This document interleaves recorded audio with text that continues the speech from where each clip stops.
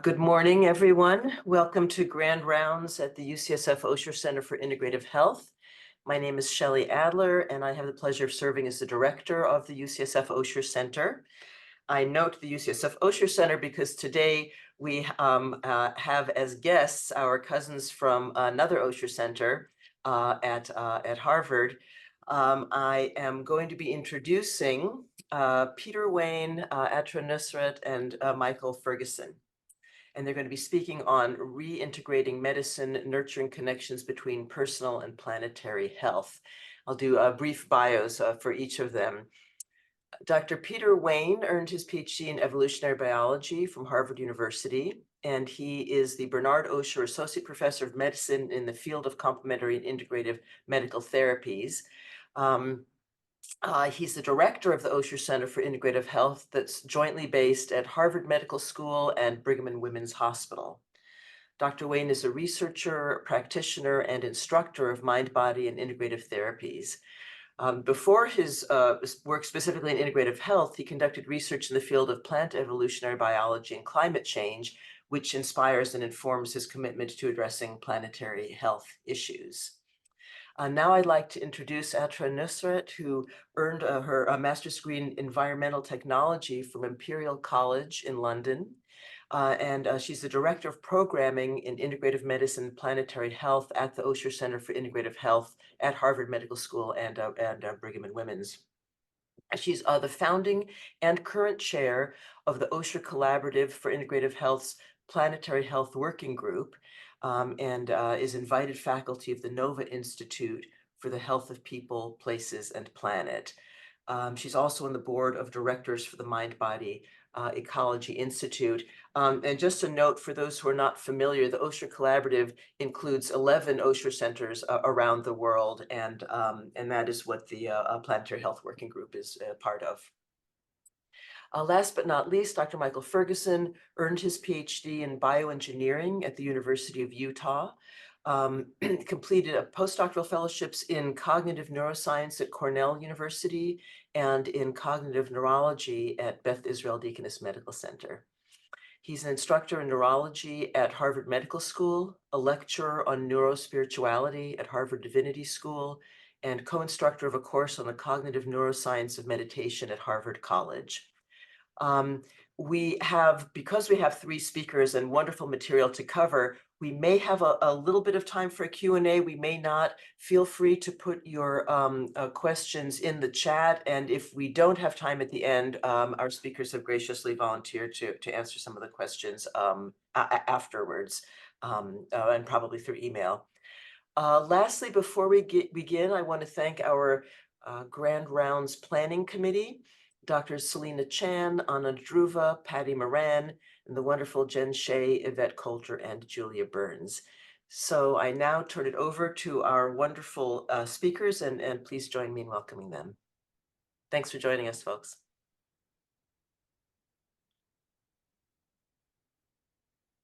Great. Well, thank you, Shelley, for the kind introduction.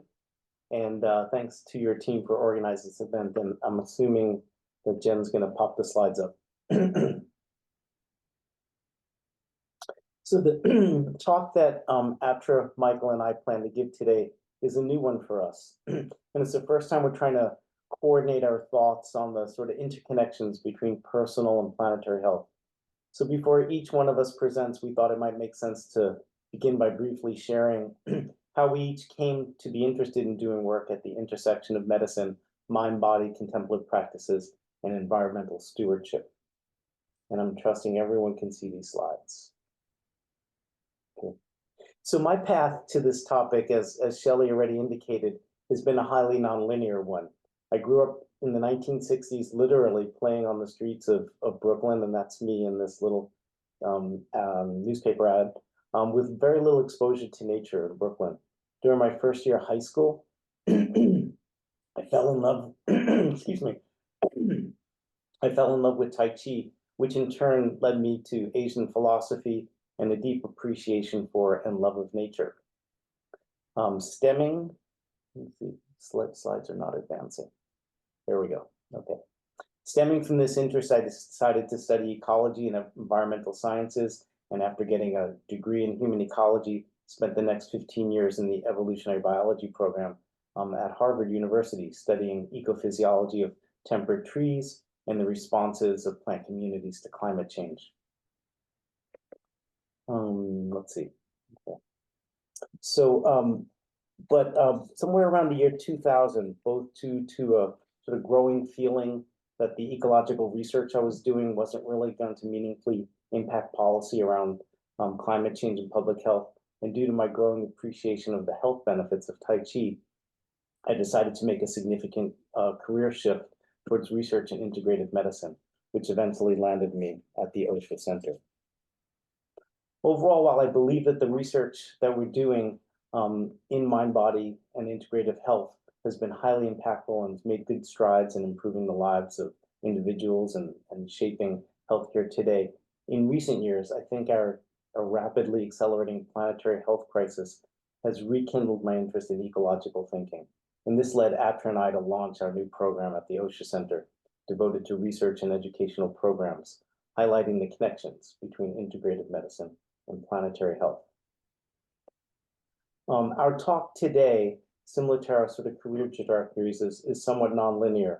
And so I thought I'd start by sharing what I believe are our real sort of high-level take-home messages that we want to impart on you. The first point we'd like to emphasize is that reductionist thinking, while an incredibly valuable tool and framework, needs to be balanced with more holistic thinking, not only in medicine to resolve our society's health issues, but also to deal with the complex ecological and socio-political issues related to our planetary health crisis.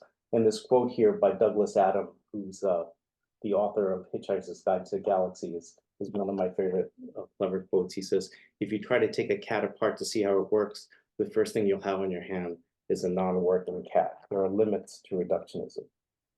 Our second sort of take-home message is that embodied practices like Qigong, Tai Chi, yoga, meditation, which aim to reintegrate the mind, body, and spirit, are not only good just for us and our individual health, but through their potential to do a number of things. First, to reduce our use of our carbon and pollution-spewing healthcare system, and I'll say some more about that in a little while, to dampen anxiety-driven consumerism and other high-carbon behaviors, and to improve our attitudes towards one another and nature. Altogether, these practices represent powerful and essential tools, not just for ourselves, but co-benefits for planetary health. And then finally, the last take-home message we'd like to emphasize is that a common strategy, as many of us know here, is that in our integrative health programs, we reach beyond the boundaries of our sort of Western conventional practices, and we draw on tools and conceptual frameworks from other traditions that support whole person health. As you will hear today, and especially from Atra and Michael, our work related to planetary health also draws on many wisdom traditions, including Native American and Eastern practices, which offer ecological models that shine light on the ignorance of purely reductionistic and fragmented thinking, and they offer some practical frameworks for addressing the challenges ahead of us. So here's an outline, or sort of an arc of our presentation today. I'm going to begin by first saying a few things about how integrative and ecological thinking is not only an anecdote for our healthcare system, but an invaluable framework for addressing the broader planetary health issues that those health issues are embedded in. I'll then briefly mention a few key features of our planetary health crisis and share how some specific integrative health practices can have some co-benefits to people and planet. I'm then going to pass the baton on to Atra, who's going to drill a little deeper into how mind-body nature connections fostered by contemplative practices can lead to both better psychosocial health as well as more positive attitudes towards nature. And finally, Atra is going to pass the baton on to Michael, who's going to share how his insights that he's gleaned from his fascinating work at the interface of neurology, spirituality, and nature connection have led to a new undergraduate program at Harvard that he has designed and we've partially supported through Osher. And the program aims to build resilience and wellness through practices linked to self and earth compassion. These are some disclosures that we want to share. And I'm going to start talking a little bit more about reductionism.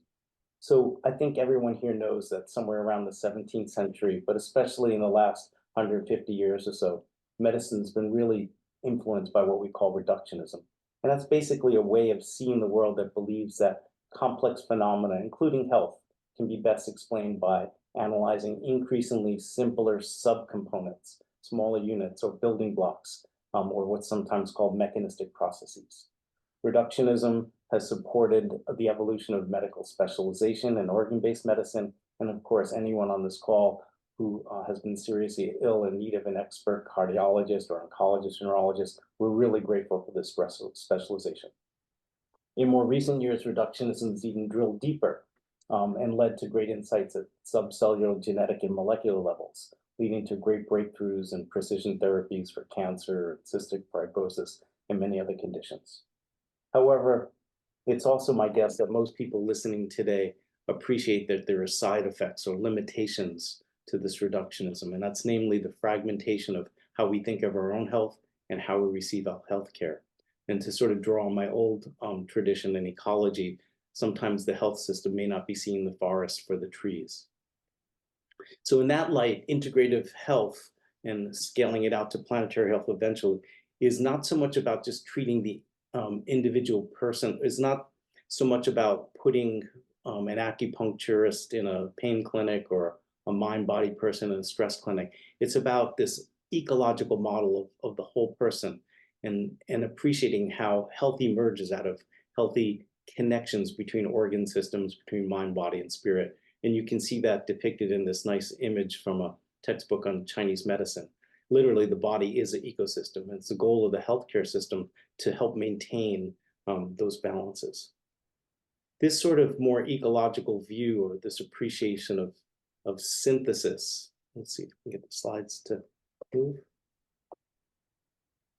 Come on. There we go. Is really being increasingly appreciated throughout our whole research and healthcare system.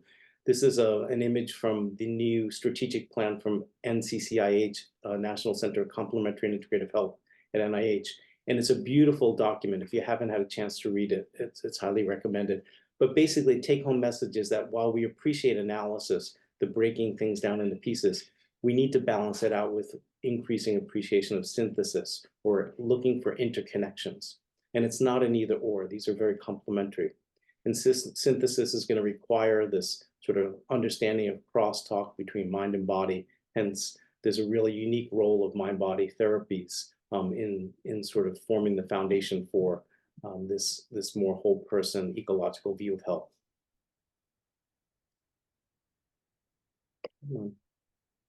And just very briefly, that whole model, its ecological view, is illustrated in this cartoon of Tai Chi, and it just emphasizes that very different to an SSRI, which is like a single molecule. Many of the mind, body, and integrative therapies that we study are multimodal. There are lots of different components. There's moving and mental pieces, social pieces, breathing, etc. This is just an example of Tai Chi. You could put yoga, Qigong, anything in the middle of these. And you appreciate that there's a lot of richness here. And the ecological nature of that is illustrated here in this slide, saying how Tai Chi affects falls in older adults. Tai Chi, and you'll see a slide later, is one of the best tools for preventing falls. But it does it in an ecological way. It impacts musculoskeletal strength, proprioception, lots of other different components. So unlike an SSRI or an aspirin that is a single molecule hitting a receptor in the body and affecting change from there, this is like an ecological approach. It hits lots of systems and their interactions. And we think that this way of thinking also nicely scales out to some planetary health issues, which we'll come to in a short while. Okay, come on. There we go. So can we make that link between taking these sort of integrative approaches, thinking of health in an ecological way, and scaling it out to the global environment? Why do we care about that? This is going to be the shortest summary of how terrible the health of the planet is right now. But we all know due to anthropogenic issues, there are so many important environmental health changes happening. Not only a warming of the planet and changes in the gases, but the extreme events that they're causing, drought and high temperatures and fires, are just resulting in climate refugees, It's basically impacting every organ system in the body, from heat stress and respiratory disease, cardiovascular stuff, adverse birth outcomes, etc. And we can go on and on about this, not to mention all of the other toxins we put into the environment, the plastics, the pharmaceutical residuals, etc. And importantly, as we know, unfortunately, these are impacting populations with less means that are more marginalized. So the potential of this to exacerbate health disparities is of great concern and alarm. This is sort of what led Aptra and I to say, let's see if we can leverage the resources at the Osher Center and launch a program. And we wrote a short paper that has a nice summary of sort of the goals. It's a little dated, but I think it's going to map on well to the presentation we hope to share today. And I'm going to focus a little bit on how prevention is really helpful to both people and planet. Mindfulness is important for self-regulation and lower carbon happiness. And then Atra and Michael will be talking more about the third idea. And so even though our healthcare system is based on the principle, do no harm, and any of us who's been in need of a hospital is really grateful for what it can offer, there are lots of side effects to our healthcare system. In fact, if you ranked all the countries in the world in terms of their contributions to greenhouse gases, the American healthcare system would be somewhere around 13th between Korea and the United Kingdom in terms of its contribution. So there are a lot of negative effects. That's not even to mention all the plastics that they're producing, pharmaceuticals, etc. So in essence, even though we want to use these hospitals, and there's some nice efforts underway to greening of hospitals, anything we can do to keep people out of the hospitals is good for them and for the environment. And so I want to just say a few things about prevention. So going back to Tai Chi, Tai Chi is about one of the best things out there for preventing falls. I tend to be conservative in making statements like that, but based on Cochrane reviews and lots of other literature, Tai Chi is one of the most effective things. This is a lovely study by Fuzhang Li, who's in Oregon. It's comparing Tai Chi to other exercises. And the key take home that we want to emphasize here is that Tai Chi reduces falls by about 58% after 6 months. And after a longer period of time, 75% of injurious falls, which are the ones that bring people to hospital, Tai Chi reduces that compared to other interventions. So this is really good for both people and for reducing the impact of hospitals on the environment. Similarly, diet, we all know, and behavior change is really important. This is one of many, many examples. This is the PrediMed study that was in the New England Journal of Acupuncture, New England Journal of Medicine. And you can see that a Mediterranean diet reduces the risk of cardiovascular disease and hospitalizations by about 30% compared to a typical Western diet.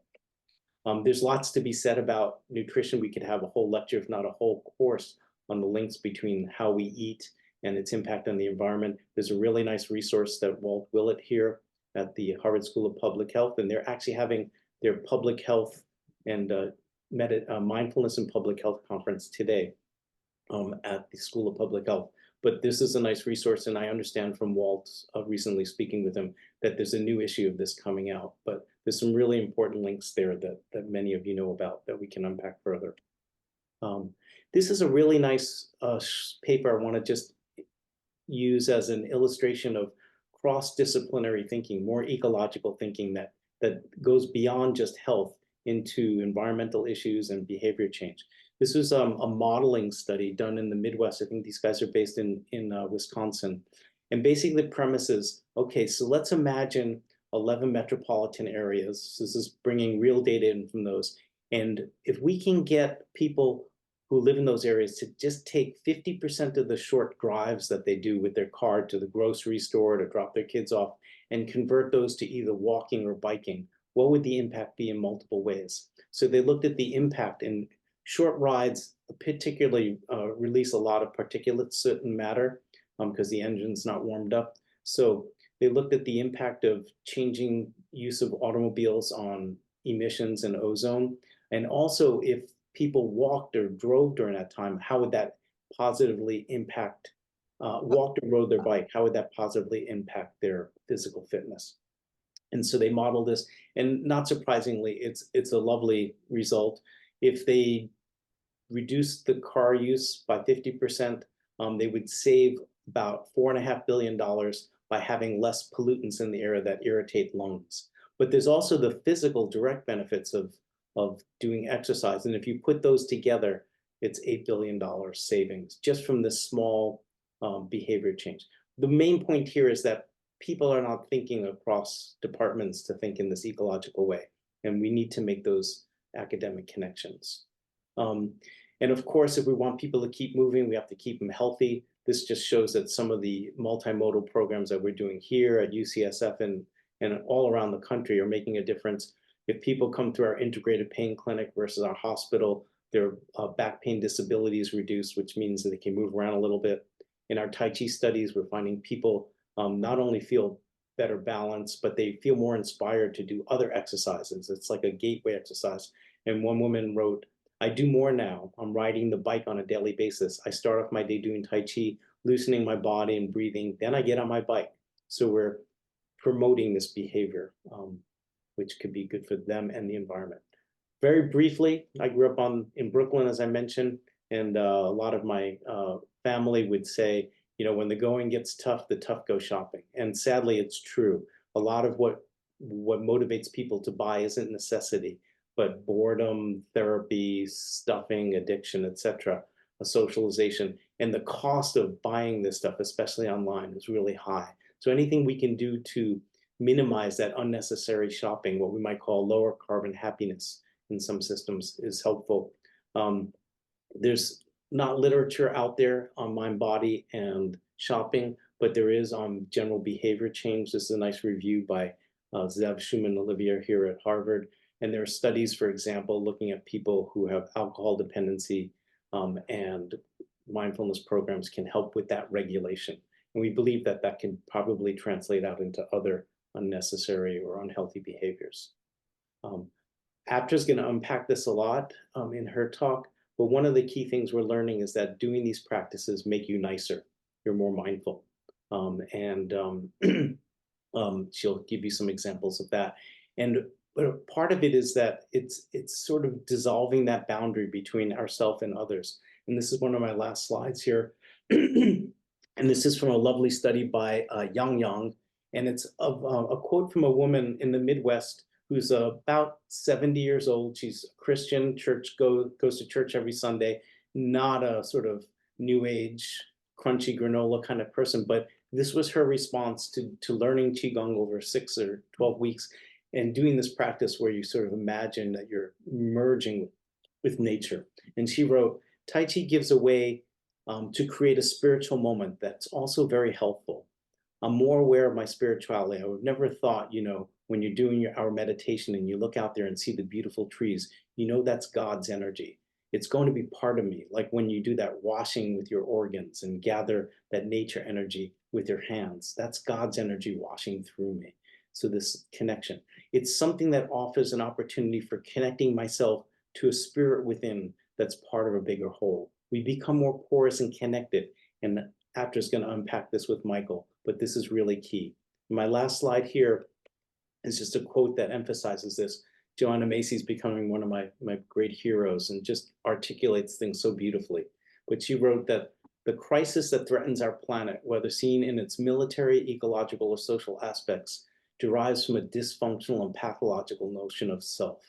It derives from a mistake about our place in the order of things. It is the delusion that self is so separate and fragile that we must delineate and defend its boundaries, that it's so small and so needy that we must endlessly acquire and endlessly consume, and that as individuals, corporations, nation states, or species, we can be immune to what we do to other beings. So with that, I'm going to pass the baton on to Aptra.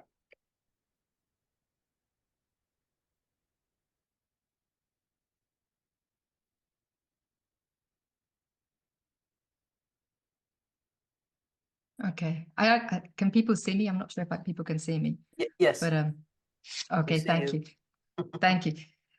So building on Joanna Macy's words about our mistaken need to defend the boundaries of a separate self, Thich Nhat Hanh takes this further with his teachings of interbeing, and he makes us question whether there really even is a solid boundary of self at all. To be is to interbe. You cannot just be yourself alone. You have to interbe with every other thing.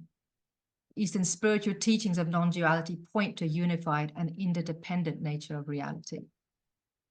So I'm going to see if my slides work too now.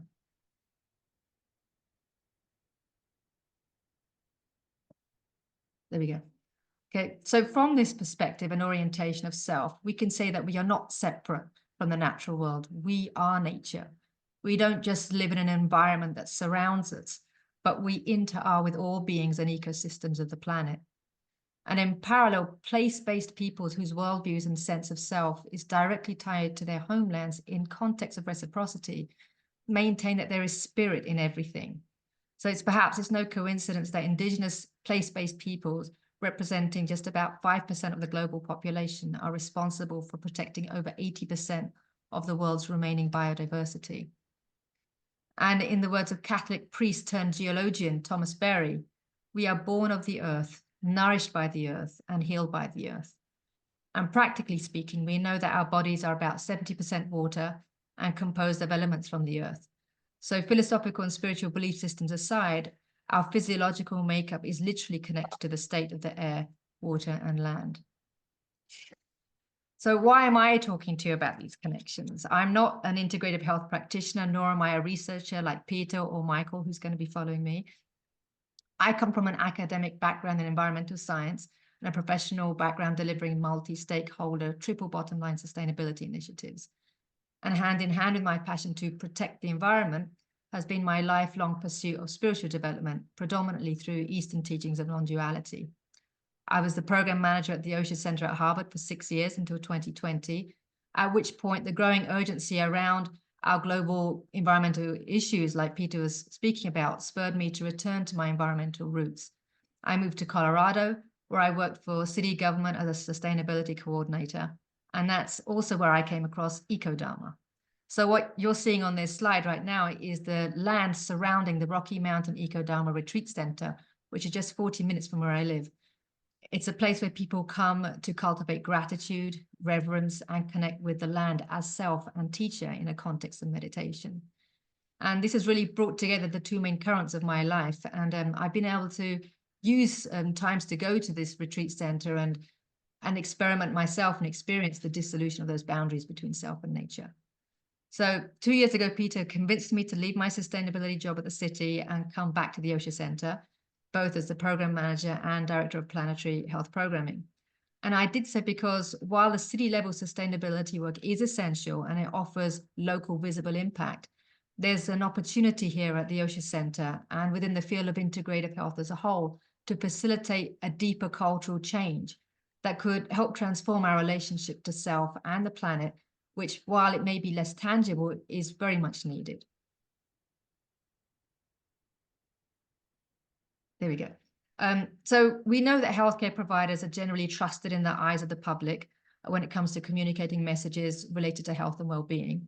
And this chart, published in the Annals of Global Health, shows how primary care providers are by far the most trusted source on information about the health impacts of global warming, and are also the least distrusted source. And integrative health professionals who work with holistic modalities, often derived from East Asian and indigenous worldviews, such as meditation, Tai Chi, yoga, and meta practices, as Peter was mentioning before, are perhaps even better positioned to communicate the bidirectional nature of health and well-being for people on planet.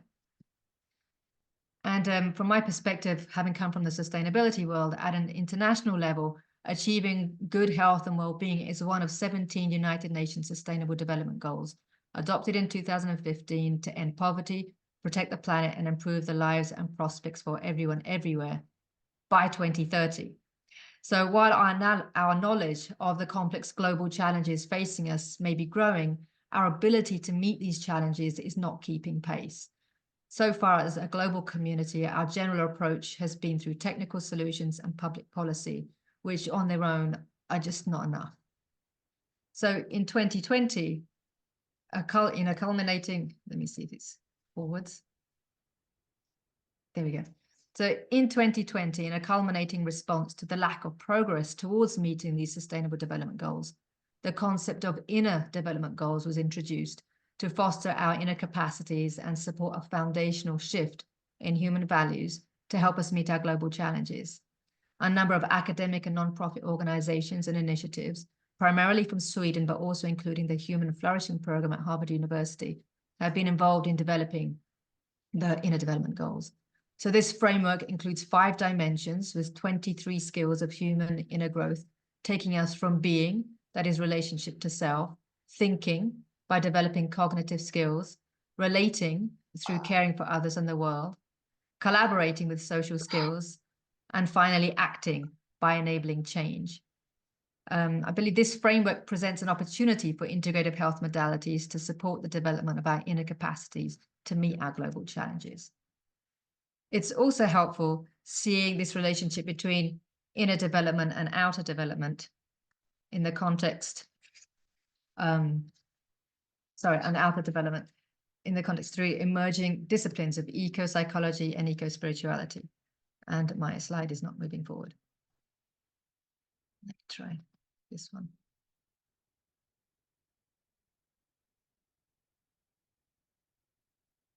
We've lost connection. Okay, there we go. So eco-psychology is an inter and transdisciplinary field focusing on the synthesis of ecology, psychology, and the promotion of sustainability. It acknowledges the bidirectional nature of health and well-being between people and planet, and specifically examines the promotion of human ecological behavior. It started gaining recognition as a contemporary scientific field in the 1990s, with Theodore Roszak formalizing the term in his book, The Voice of the Earth. Well, that's gone backwards. Not quite sure what happened there. And here we go. And eco-spirituality is a manifestation of the spiritual connection between human beings and the environment. In 2000, Valerie Lincoln published findings of a phenomenological study of holistic nurses, where essences of eco-spiritual consciousness were defined. So tending or being awake and conscious with deep inner self-reflection, dwelling, a process of being with the seen and the unseen, reverence, rediscovering the mystery present in all creation with a focus on the earth, connectedness, having an organic relationship with the universe, and one more which I have not listed here, sentience or a sense of knowing. So also shown here on the slide is there's a systematic review of eco-spirituality and health published in the Journal of Religion and Health early this year. So this particular domain is gaining interest in the academic spheres. So after touching on these spiritual, civil society, and academic framings, how do we journey from a sense of separation to connection to pro-ecological behaviors? In the words of Aldo Leopold, people must feel they are part of nature in order to feel responsible for it and to engage in behaviors which benefit the natural world. And correspondingly, current research suggests that awareness of ecological problems alone is not enough to significantly influence ecological behaviors. And this is where mindfulness-based modalities could play a role. So dispositional mindfulness is the tendency to be mindful in everyday life, is an innate psychological trait and can be trained. Shown here in 2017, Hanley and colleagues published findings from a cross-sectional study suggesting dispositional mindfulness was positively associated with deeper nature connection.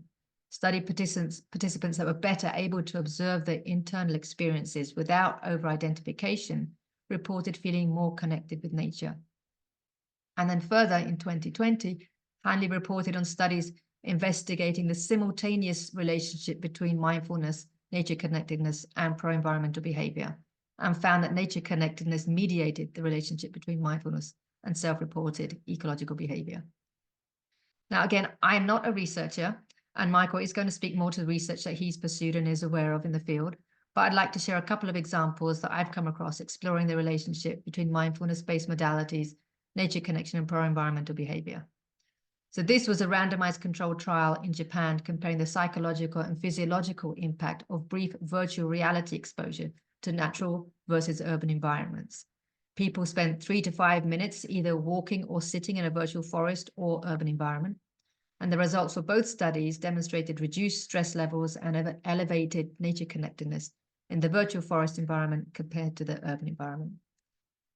And finally, this is a new program being developed by one of our Osher colleagues, Bruce Barrett, at the University of Wisconsin-Madison, to address the gap that exists in well-developed, validated behavioral change programs targeting health and sustainability co-benefits. Barrett and colleagues had developed an 8-week course with a curriculum of guided mindfulness practices, together with weekly modules teaching sustainability principles, related to air, water, food, energy, transportation, consumption, nature experience, and ethics. And the conceptual model that they're putting forward has 3 potential moderating factors, which might predispose people towards taking mindfulness practice and behavior change. So that's health enhancement, pro-environmental motivation, and connectedness to nature motivation. And their pilot data suggests that engaging in mindfulness-based practices together with eco-education leads to increased mind-body health and a reduction in household carbon footprints from resulting pro-environmental behaviors.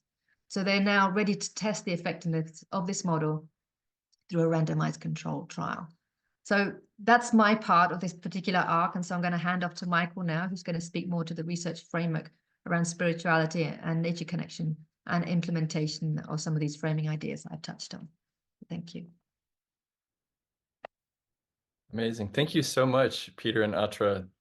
We could just stop here and have a really rich conversation, but I will speak a little bit more to some of the work that we're doing to look at neural signatures that can help inform some of these topics, as well as some of the programming that we're developing at Harvard College. The programming is centered on this concept of earth compassion.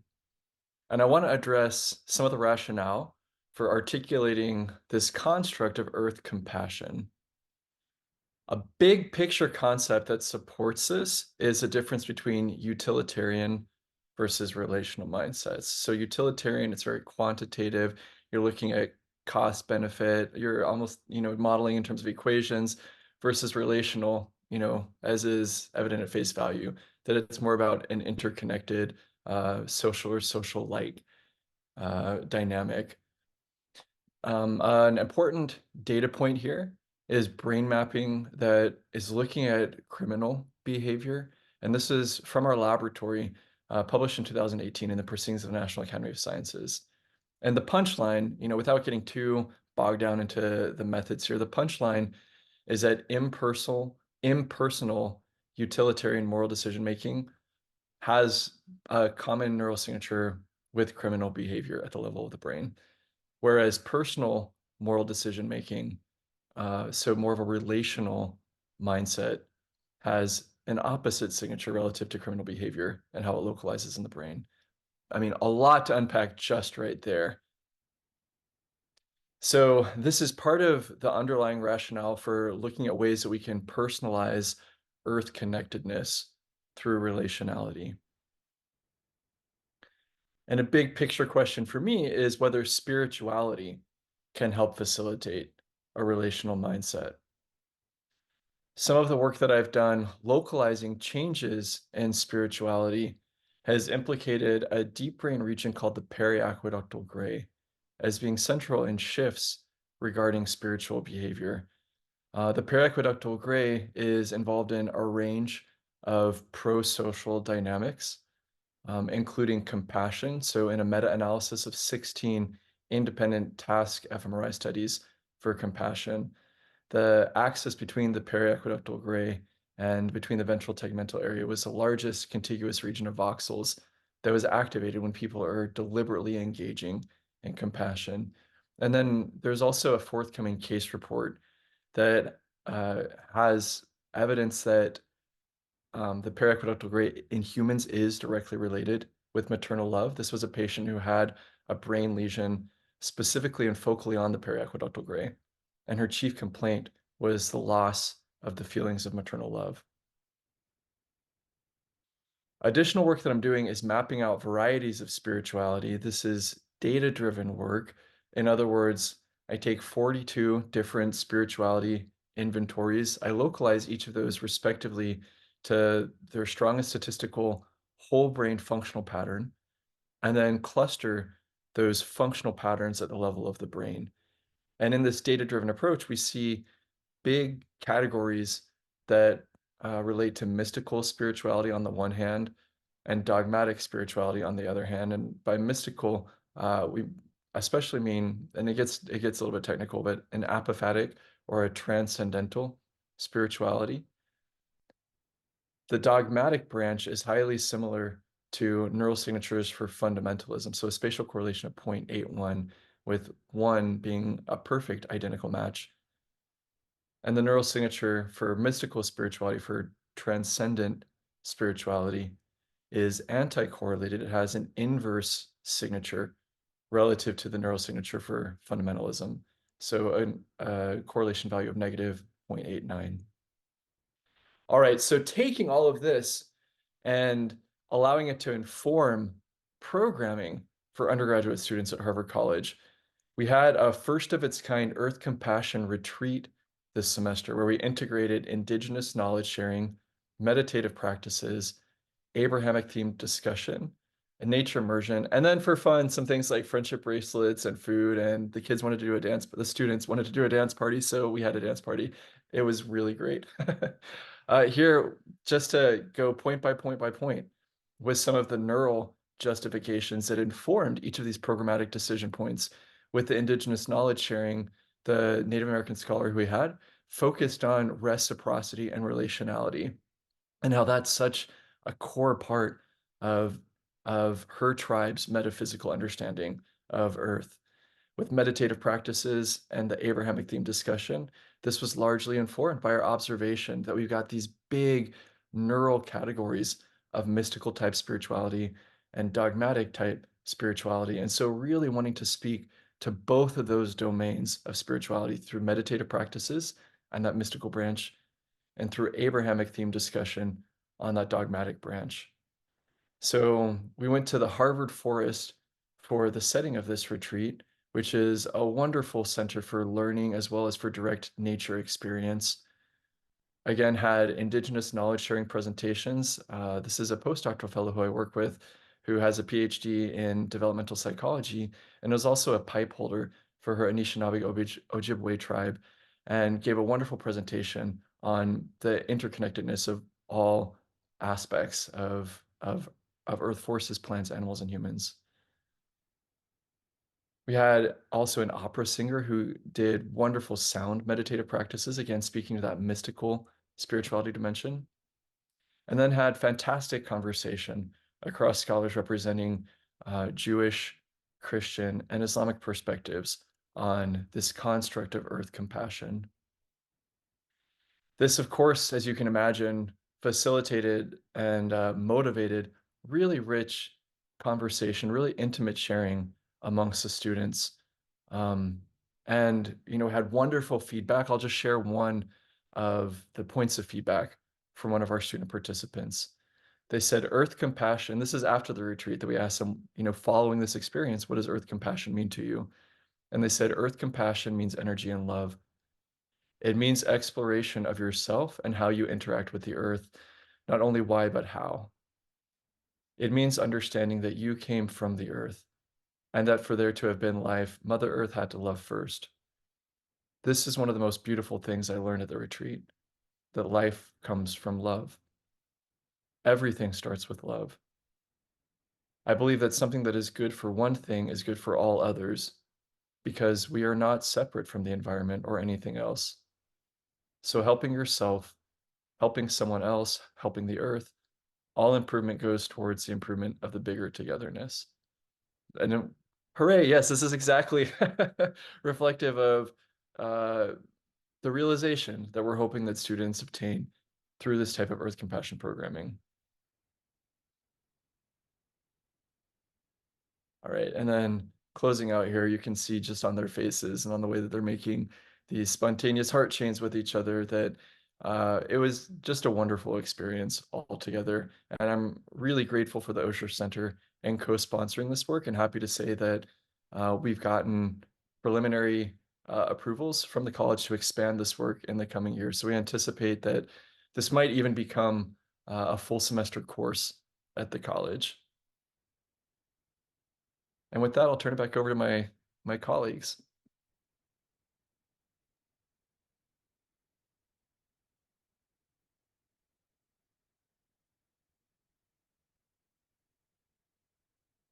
Now, On time.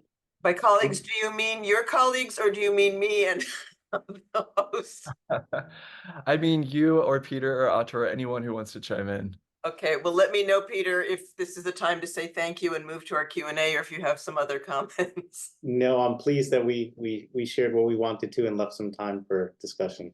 Okay, excellent. Then I will move into host mode and say thank you so much for such critically important work, for presenting it so compellingly, for joining us today. We have a few questions that have come in, and I want to make sure that everyone knows that we do have a few minutes now for Q&A. As Dr. Wayne noted, this is the first time that this group has presented in this format, and so we didn't want to have unrealistic expectations of interaction through discussion, but we do have that time. So if people have questions that they'd like to ask live, please come on video. Otherwise, I have a few questions that have come in through the chat that I will ask now. The first one, and this is from Dr. Wolf Mailing. Wolf, I don't know if you're available to join, but I will just ask the question, which is, how does patriotism relate to earth compassion? Yeah, patriotism. So the way that my mind connects those is through the fundamentalism authoritarianism axis, but I'm not sure. I mean, maybe a little bit of a clarification could help out there. Indeed, and that's why I'm pausing here to see if Wolf is available to clarify. And I'll just throw the words on top of what Michael's saying and trying to imagine Wolf, is that, you know, any sort of identity creates an us and them. So there's an othering. And as we, you know, and it's our part of our evolution to form these social bonds and feel connection with people that share things. But that same gift of connection also creates these boundaries to others. So it's an interesting challenge. And I think, you know, in the sense of connectivity, we can see the impacts of, you know, I'm in this culture, I'm in that culture, I'm in this religion, I'm in that religion, I'm on this side of the north of these two countries, and I'm on the side of the south. And so many of the conflicts out there that directly impact humans, as well as the environment that gets consumed through those altercations, have to do with self and other. And it's a tricky thing. Thank you, Peter. And knowing Wolf and his interest in the effects of nationalism, my sense is that your interpretation is correct. And if Wolf comes back, we will ask him directly.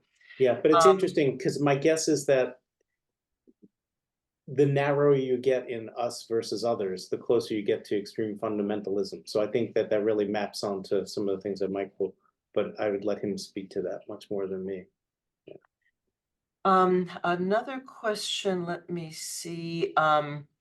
Is there a One Book, One Harvard campus-wide initiative regarding the importance of change and connection to the natural world?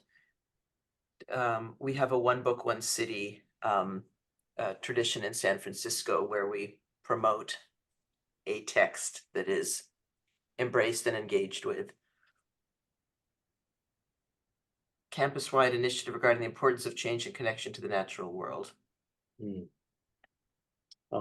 Michael or Atra, are you aware of any one? I'm not. I will say, though, that it sounds really similar to the Earth Compassion work that we're hoping to assemble. So maybe that question is pointing forward to what it is that we're hoping to assemble. Yeah. And I would just add that, you know, one of the things that Atra and I realized when we shifted our center to being a center without walls is that there are lots of people that share these values, but they're not even aware of each other across the Harvard Medical School landscape.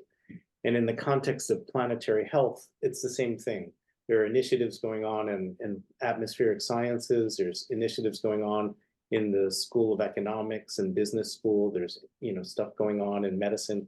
And people are not as aware as we would think they would be of these things. And so hopefully programs like Osher, programs like others can create a container for people to come together, and we can do this sort of transdisciplinary research and education and dissemination. But bringing it together is hard, but necessary. Etra, you're unmuted now. Sorry, folks, I've just gotten a message that we're having some tech difficulties and a few folks have been unable to unmute. So is there anything that you wanted to add, or are you just noting? Oh, I think Peter Peter said it. I was going to say that I'm not aware of any one city, one book in terms of Type nature of- connectedness for Harvard. Yeah, but it may be out there, so we'll have to go and find it if it is. I will do a nod to E.O. Wilson, who sadly passed away, and who I had the luxury and gift of being a teaching fellow for. But his work on biophilia and linking evolution and human behavior change and appreciation of nature is just, I think it's one of the cornerstones for some of the work we're building. Thanks. I see Dr. Mishra Kavita, do you want to go ahead and ask your question now? Sure, and I can't put my video on, but just know that I'm parked along the side of the road talking to It you. sounds like you, so we believe you. Perfect. Beautiful talk, Michael, Peter, and Atara. So inspirational in so many directions. A question for Michael and then Peter and Atara. Michael, I'd love to understand better dogmatic versus spiritual or mystical spirituality and how you're thinking about it scientifically. And then Peter and Atara, there's so many directions and programs that you all have implemented, which is amazing, exciting. If there was one or two that come to the top of the list of things that academic centers like ours can work together on, what might those be? Sure. So great. Thank you for the questions here. I can hop in with the dogmatic versus mystical differentiation. And I want to be really clear too that this was a data-driven outcome as opposed to imposing some kind of a priori hypothesis or theoretical modeling.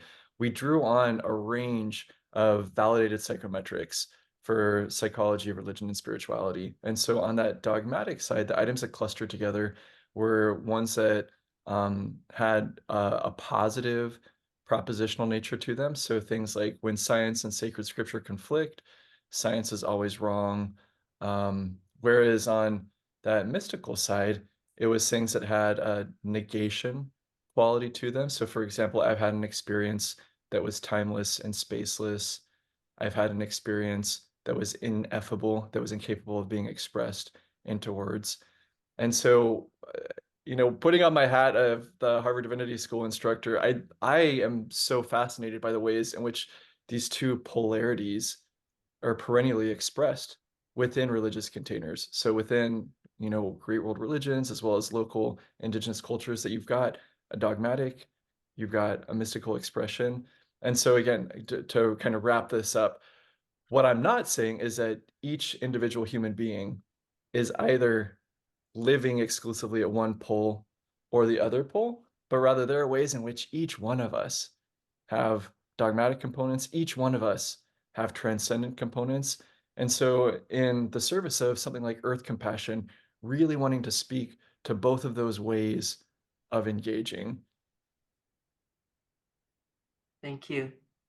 Thanks, Michael. And Peter and Atri, you remember the question for you? Yeah, I'll let Atara go first. Can you unmute? Oh dear. Sorry about that. Can you unmute? No. Okay. Can you act out what you'd like to say? Oh, there it is. we go. There it Okay, is. quick. There we go. Atri, tell us. Well, very quick. I know people may have some other things to add to it, but I think Kavita, so I don't know if you're aware of this, but the Osher Collaborative as a whole is going to be actually holding a virtual symposium on planetary health this fall. So in terms of opportunities to collaborate together, that is absolutely perfect. It's going to be available to the public. It's free. I'm doing a free ad here. So it's Yes, Friday. I'm glad. Keep going. Friday, November 8th, there'll be a full day. And this is building on last year's annual symposium that we did on healthy aging as the collaborative.